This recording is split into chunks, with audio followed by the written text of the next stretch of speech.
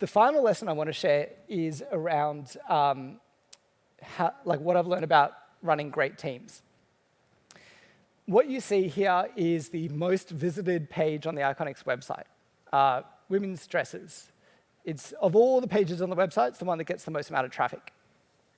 If you were to go here, you would find a lot of dresses. I don't know exactly how many, but probably like 20,000 or so. Now, you are not going to scroll through 20,000 dresses to find the one that you want. At least I really hope that you're not going to do that. What you'll probably do is you'll probably do a quick scroll through like maybe 20 or 30.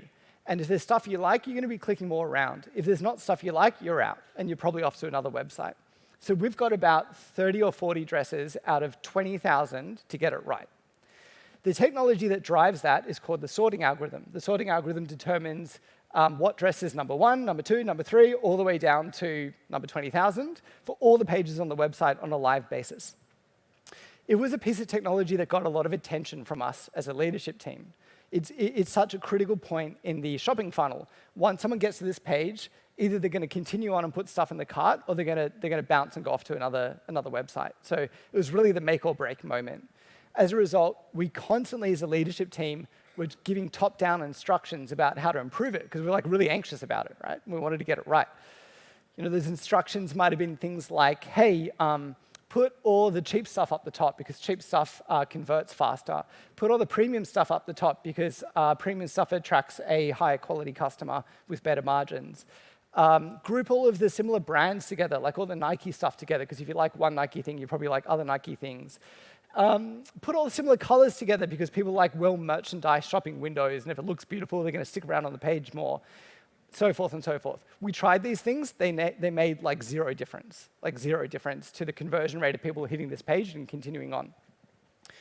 What we then did was we took out a leaf of actually Spotify's book. They were probably the first to make this approach quite well known in the tech industry, and we created a cross-functional squad. That cross-functional squad had people from lots of different departments, maybe like 6 or 7 in total. Software engineer, data science, fashion buyer, performance marketer, logistics expert, customer service agent. We put them in the one team, and we gave them one problem. We said, we want you to increase the conversion rate of this page by about 20% in the next 6 months. Within about 3 months, they tripled it. And there was a really big lesson for me in this exercise, which is by putting the right skills around the table from different backgrounds, those people started like collaborating around those skills. Like the growth marketer could say, hey, like I really know what keywords bring people into the pages fastest and what that might mean for how to sort properly. And then the fashion buyer might say, hey, I've got all this intelligence from the brands as to like what products are performing best. And the data scientist might say, I've got a totally different way to design this algorithm that's more about optimizing for revenue based on all these markers of the user's IP address, for example. You put all that together, you just get a much better solution.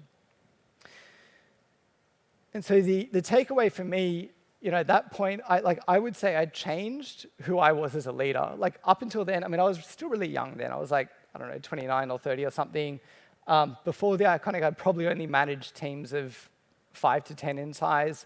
All of a sudden, I'm managing a 500-person organization. Like that's a pretty crazy growth curve to go through with lots of mistakes along the way. But that was the moment where I started thinking differently about like what my job was. Before then, I thought my job was to give everybody really clear instructions and directions. You know, I thought my job was the holistic integrity of the solution of the company. We're doing lots of things.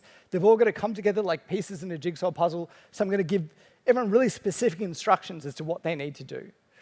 What I realized from that point was my job was not that at all. Like my job was to prioritize the top problems that we wanted to solve as a company and put the right people around them.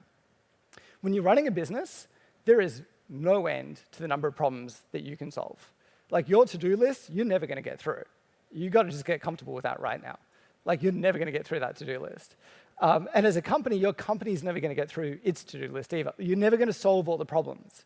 Your job when you're leading a business is to say, of the 10 things that we could do, here are the 2 we will do. And it's going to hurt, but we're going to say no to the other 8. And even though they're good ideas, and even though we'd love to do them, we're going to say yes to 2 and like no to 8. And that's what I started focusing on. And so my takeaway was to build great teams and give them problems and not solutions. When I started doing that, the organization became way more focused, became more clear on like what we were trying to solve in terms of the top problems. And we got the right people on them, and those people felt like so much more empowered that they did such a better job. Like they felt a sense of ownership over those problems, and they learned from other skills in those cross-functional squads.